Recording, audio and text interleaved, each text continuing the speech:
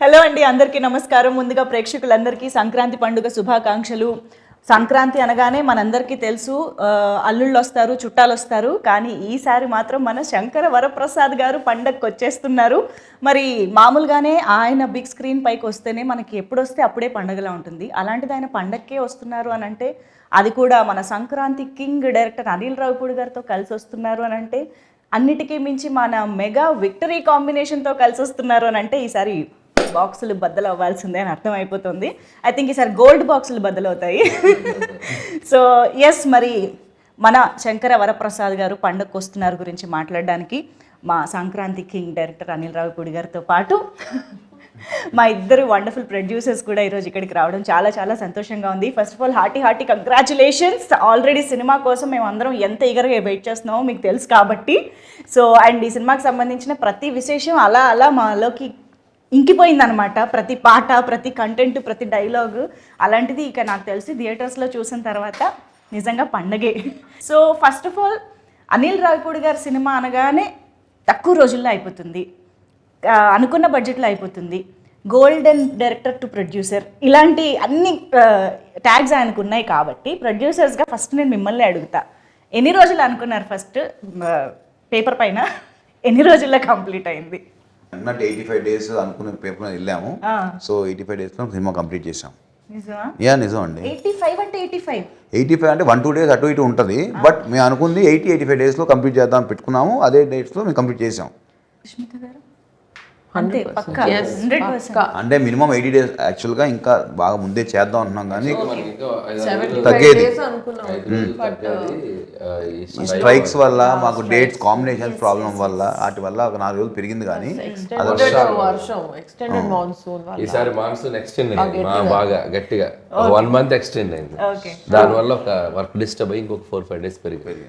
Okay, అంటే మామూలుగా ఒక్కొక్క సినిమాకి ఒక్కొక్క రకమైన ఛాలెంజెస్ వస్తూ ఉంటాయి. అన్నీ ఒకటే రిపీట్ అవ్వాలని కూడా లేదు.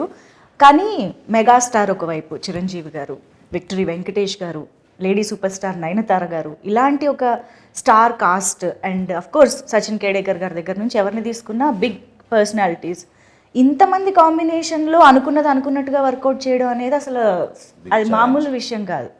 ఆ ఛాలెంజెస్ ఏం ఫేస్ చేసి ఉండుంటారు ఇంత వాస్ట్ సినిమాలో? అంటే అది చెప్పాలంటే అండి, డైరెక్టర్ గారికి ఉన్న క్లారిటీ మెయిన్ అని చెప్తాను. ఎందుకంటే సపోజ్ మేము నెక్స్ట్ వీక్ ఈ సీన్స్ తీద్దాం ఈ యాక్టర్స్తో, మాకు ఈ స్ట్రైక్ వల్ల చాలా ఇబ్బంది పడ్డాం. ఆ యాక్టర్స్ డేట్స్ ప్రాబ్లం అవుతాయి, మా లొకేషన్స్ ప్రాబ్లం అవుతాయి, అన్నీ అయినప్పుడు బట్ ఆయనకి ఆ కన్విక్షన్, ఆ విజన్ ఉంది కాబట్టి ఓకే ఈ యాక్టర్స్ లేకపోతే ఆ టైంలో మనకి వేరే వర్క్ ఏం చేయొచ్చు అని ముందుగా ప్రీ ప్లాన్ ఉండటం వల్ల కూడా చాలా హెల్ప్ అయింది. లేకపోతే అదే వర్క్ చేయాలన్నప్పుడు సినిమా ఆ టైంకి అవ్వదు. చాలామంది ఏంటంటే నువ్వు ఎందుకు తొందరపడుతున్నావు, స్ట్రైక్ ఉన్న ఇబ్బంది ఉంది, అనిల్ 10 రోజులు సినిమా తీసేస్తాడు కదా, అనిల్ 20 days సినిమా తీసేస్తాడు కదా, ఫాస్ట్గా తీసేస్తాడు కదా, అనిల్ చూసుకుంటాడు కదా, నువ్వెందుకు మమ్మల్ని టెన్షన్ పెడుతున్నావు చాలా ప్రొడ్యూసర్లు. స్ట్రైక్ ఏదో కాల్ ఆఫ్ చేద్దాం అంటే బట్ వాళ్ళందరికీ ఏంటంటే ఆయన మీద కాన్ఫిడెన్స్, తక్కువ టైం ఉన్నా సరే సో నీకెందుకు టెన్షన్, ఆయన కంప్లీట్ చేస్తాడు, ఆయన 2 days వరకు 1 day తీయగలడు, ఆయనకు అది ఉంది టాలెంట్ అని మొత్తం పట్టినంత ఇచ్చి ఆయన మీద వేసాం. ఆయన స్ట్రెంగ్త్ ప్రీ ప్రొడక్షన్ అండి. ప్రీ ప్రొడక్షన్ లో బ్యాకప్ ఒక బ్యాకప్ రెడీగా ఉంటుంది ఆయనకి. స్టోరీ అంత గట్టిగా రాసుకుంటారు, ఈ బ్యాకప్స్ కూడా అంత గట్టిగా ఉంటాయి. అంటే ఇది జరగకపోతే నెక్స్ట్. సో దానివల్ల ఎన్ని ఛాలెంజెస్ వచ్చినా, ఈ డేట్స్ కాంబినేషన్స్ అవన్నీ వచ్చినా we were able to accommodate it. Because ఒక్కొక్కసారి ఆర్టిస్ట్ లేకపోయినా కూడా ఆర్టిస్ట్ ఉన్నాడు అనుకుని ఆ సీన్ తీసి ఆర్టిస్ట్ విడిగా పిలిపించి మళ్ళీ ఆర్టిస్ట్ దాంట్లో పెట్టి తీస్తాం.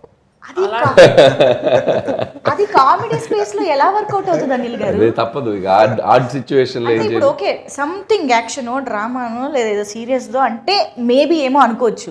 Comedy is just like reaction కూడా కదా. లాస్ట్ షెడ్యూల్ కొద్దిగా అట్లా అయింది, కానీ ప్రతి సీన్ అలా చేయలేం. కానీ ఏదన్నా 1 or 2 సీక్వెన్స్ ఇక కాంట్ బట్ ఇక తప్పదు, రిలీజ్ టైం దగ్గరకు వచ్చాం కాబట్టి అన్నప్పుడు మ్యాచ్ చేసి తీసేస్తాం. మనకి విఎఫ్ఎక్స్ వచ్చింది కాబట్టి అండ్ ఎక్స్పీరియన్స్ ఆర్టిస్టులు కాబట్టి ఇబ్బంది లేదు. చెప్పాలి ఇప్పుడు ఈయన అన్నారు కదా, ఒక ఆర్టిస్ట్ లేకపోయినా సజెషన్లో ఇంకెవరన్నా పెట్టి అది ఫినిష్ చేస్తాం. That kind of smart work చేశారు ఈయన. బట్ అటువైపు మీరు అన్నట్టు కామెడీకి రియాక్షన్ రావాలి కదా. సో అప్పుడే మా డైరెక్ట్లో ఉన్న యాక్టర్ బయటకు వస్తారు. సో ఆ కామెడీ, ఆ డైలాగు, ఆ రియాక్షన్ ఈయన ఇచ్చేస్తే ఆటోమేటిక్లీ ఇక్కడ ఉన్న actor they can perform easily. అది జరిగింది. అందుకనే ఇద్దరు ప్రొడ్యూసర్స్ల నమ్మకం, స్టార్స్ నమ్మకం మొత్తం మీ మీద. యా కానీ అనిల్ రావుపూడి గారు అసలు నిజంగా హ్యాట్స్ ఆఫ్ అండి. అంత ఈజీ కాదు. మేము నవ్వుకుంటూ అలా మాట్లాడుతున్నాం కానీ I'm sure this is so challenging. Especially ఒక ఎంటర్టైన్మెంట్ జాన్రా అనేది బ్రెయిన్ ఎప్పుడు పనిచేస్తూ ఎప్పటికప్పుడు ఆ టైమింగ్ని మీరు జడ్జ్ చేయగలుగుతూ అలా ఉండాలి కదా. Handling all these challenges is very very tough. And especially మీకు డైరెక్టర్గా స్వీట్ సర్ప్రైజెస్ వస్తూ ఉంటాయి అప్పుడప్పుడు ఎక్స్పెక్ట్ చేయనివి. How do you be prepared for that? అంటే ఏదొచ్చినా మనం ఇక పని ఆగకూడదనే మైండ్ సెట్లోనే వెళ్తాం కాబట్టి ఎలాంటి సిచ్యువేషన్ వచ్చినా దానికి ప్లాన్ బి చేసుకుని వెళ్ళిపోవటమే. సో ఇంకా నాకేంటంటే నా మెంటాలిటీ, నా నేచర్ వైజ్ నేను డిస్టర్బెన్స్ ఎక్కువ క్రియేట్ చేసే పర్సన్ కాదు.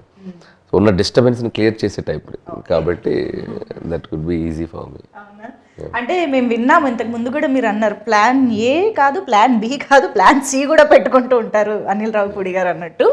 అది ప్లాన్ సి వరకు ఎలా ఉంటుందంటే సీన్స్లోనా లేకపోతే దాని ఎగ్జిక్యూషన్లోనా? ఈ ప్లాన్లు ఎలా వేసుకుంటారు ప్రీ ప్రొడక్షన్లో?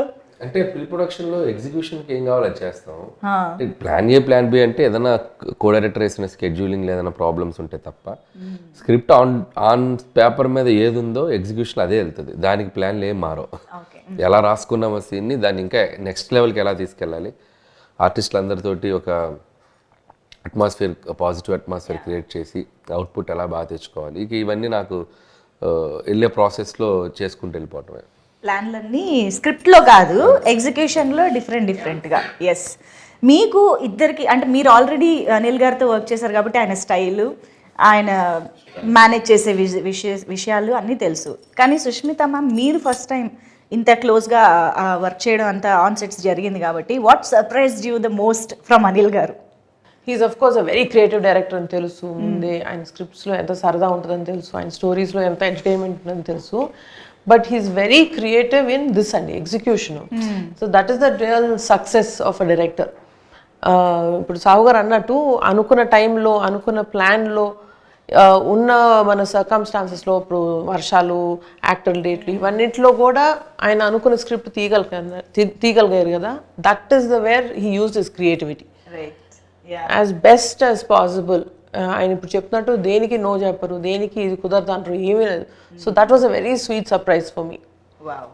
యూజువలీ ఐ వాజ్ ఎక్స్పెక్టింగ్ పెద్ద డైరెక్టర్ కదా ఉంటాయి కొన్ని అవి అని, but nothing. He's a great planner and superb executor also. Triple hattrick కొట్టబోతున్నారు అయినా కూడా మీలో ఏ మార్పు లేదని అర్థమైంది అనిల్ గారు.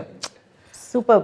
అండ్ సాహు గారు, మీకు నాకు తెలిసి బియాండ్ డైరెక్టర్ అండ్ ప్రొడ్యూసర్ మీ ఇద్దరికి ఒక బాండ్ ఏర్పడిపోయి ఉంటుందని మా నమ్మకం. How do explain that? డెఫినెట్గా అండి, నాకు ఈ సినిమా పరంగా కానీ వేరే పర్సనల్ విషయాలు చాలా షేర్ చేసుకుంటూ ఉంటాం, ఇండస్ట్రీ విషయాలు మాట్లాడుకుంటూ ఉంటాం, ఒపీనియన్స్ కానీ ఏదైనా. సో దాన్ని ఏమంటాం, మూవీ విషయానికి వస్తే విషయాలంటే అత్తగారు మామగారిని ఎలాగ అలాంటివి లేవు కదా. అవన్నీ సినిమాలు చూపించేస్తున్నారు ఇంకా. ఓకే. సో ఇంకోటి ఏంటంటే డెఫినెట్గా ఆయన ముందు డైరెక్టర్గా సరే నా సినిమా ఇది బాగుండాలి అని ఎంత ఆలోచిస్తారు, ప్రొడ్యూసర్ కూడా ఈ సినిమా వల్ల ఎంత లాభం ఉండాలి అనేది కూడా ఆలోచిస్తారు. మనం చూస్తే చాలా తక్కువ మంది డైరెక్టర్స్కి అసలు ముందు అది ఉంటుంది. ఈయన ఏంటంటే ముందే బడ్జెట్ వేసేప్పుడు కూడా ఓకే అసలు మనకి ఎంత బిజినెస్ అవుతుంది, మనం ఎంతలో తీస్తే సేఫ్ అవుతాం, ఎట్లా ఏంటి, మనం రేపు పొద్దున్న సినిమా రిలీజ్ అయినా కూడా ఎంత బాగుండాలి, అందరూ బాగుండాలి, బయర్స్ కానీ ఎగ్జిబిటర్స్ అందరూ. సో ఈ స్పేస్లో అందరూ హ్యాపీగా ఉంటే నాకు ముందు హ్యాపీగా ఉంటుంది, నేను పీస్లో పడుకుంటాను. ఎప్పుడు అదే చెప్తాను, నాకు ఎక్కడ ఇబ్బంది ఉన్నా నాకు చెప్పు, నేను చూసి కంట్రోల్ చేస్తాను. ఎంతసేపు తన మైండ్ ఏంటంటే ఒక ప్రొడ్యూసర్కి ఆ చైన్లో ఉన్న అందరూ కూడా హ్యాపీగా ఉండేటట్టు ఆలోచిస్తారు, కానీ వేరే ఆలోచన ఉండదు. తను ఒక్కోసారి తనే కాంప్రమైజ్ అవుతాడు. సరే ఒక సీన్ చేద్దాం అనుకుంటే అబ్బా ఇది ఎందుకు లేక చెక్ అవుతుంది, ఇంకో ఆలోచిస్తాను. సో ఆ క్లారిటీ తనకు ఉంది కాబట్టి ఒక సీన్కి 4-5 రకాలుగా కూడా ఆలోచించి ఎక్కడ తగ్గిద్దాము ఏంటి అనేది ఆయనే. నేను అందుకనే అంట నీళ్ళు ఉండగా దిగులు తనకు ఎందుకు అంటానంటే దానికే అంట. సో ఆ ప్రెషర్ అంతా కూడా ఆయనే పడతాడు పాపం. ప్రొడ్యూసర్ల స్లోగన్ అనిల్ ఉండగా దిగులు దండగా. అది డెఫినెట్ అండి. ఐ థింక్ బడ్జెట్ విషయంలో మాట్లాడితే ఇంకొక ఇంపార్టెంట్ విషయం ఎస్పెషల్లీ విత్ అనిల్ గారు ఈజ్ ప్రమోషన్. అంటే cinema budget divides into 2 parts, ఒక ప్రొడక్షన్కి ఒకటి ప్రమోషన్కి అన్నట్టుగా ఉంటుంది కదా. ఈ ప్రమోషన్ ప్లానింగ్లో హీస్ డెఫినెట్లీ నంబర్ 1 మాస్టర్. మాట్లాడకూడదు ఇప్పుడు, మళ్ళీ ఆయన ప్రమోషన్ తక్కువ అయింది కదా నేనే ప్రమోట్ చేసి ఎక్కువ రెమ్యూనరేషన్ అడిగేటట్టున్నారు. అవునా? బట్ ఈ ప్లానింగ్ ఎలా జరుగుతుంది, ఏ స్టేజ్ నుంచి జరుగుతుంది, ఆ బడ్జెట్ డివిజన్ ఎలా జరుగుతుంది మాకు తెలియాలి. అంటే ప్రమోషన్స్కి నాకు తెలిసి ప్రొడక్షన్కి పెద్ద బడ్జెట్ ప్రెషర్ ఉండదండి. అంటే ఈవెంట్ ప్రీ రిలీజ్ ఈవెంట్ చేయటం, లేకపోతే అవుట్డోర్ ఈవెంట్ చేయటం అంటే అంతే. ఈ మనకి మిగతా సెట్లో షూట్ చేసి ఇప్పుడు ఈ మధ్య అంతా అదే చేస్తున్నాం. అంటే సంక్రాంతి నుంచి అదే స్టార్ట్ చేశారు, అంత ముందు కూడా కొంతమంది అలా చేసేవాళ్ళు. సో మనకి లైవ్గా ఏమేం చేస్తామో మన వర్క్ జరిగేటప్పుడే జరిగిపోతున్నాయి. పర్టికులర్గా ప్రొడక్షన్కి బడ్జెట్ అంటే ఈవెంట్స్ చేసినప్పుడు తప్పితే ఈ టైంలో మిగతా అన్ని లైవ్ దీంట్లోనే టీమ్ చేసుకుంటూ వెళ్ళిపోతాం. మన మేకింగ్ వీడియోస్ అని మన దాంట్లో క్లిప్స్ తీసుకొని చేయటం, లేకపోతే చిన్న చిన్న స్కిట్స్ చేయటం. సో ఇట్లా సినిమా చూస్తే ఆయన ప్రమోషన్ ఫస్ట్ డే స్టార్ట్ చేశారుగా, ఓపెనింగ్ డేనే ప్రమోషన్ స్టార్ట్ చేశారుగా. ఉగాదికి ఓపెన్ చేస్తే సంక్రాంతికి రిలీజ్, అక్కడే అర్థమైపోతుందండి ప్లానింగ్ ఎలా ఉంది అని చెప్పేసి. But I think you deserve all the applause. ఈరోజు ప్రొడ్యూసర్స్గా మీ ఇద్దరికి, ఎస్పెషల్లీ మెగాస్టార్ హిమ్సెల్ఫ్ మీకు స్టేజ్ పైన ఎస్పెషల్లీ మీ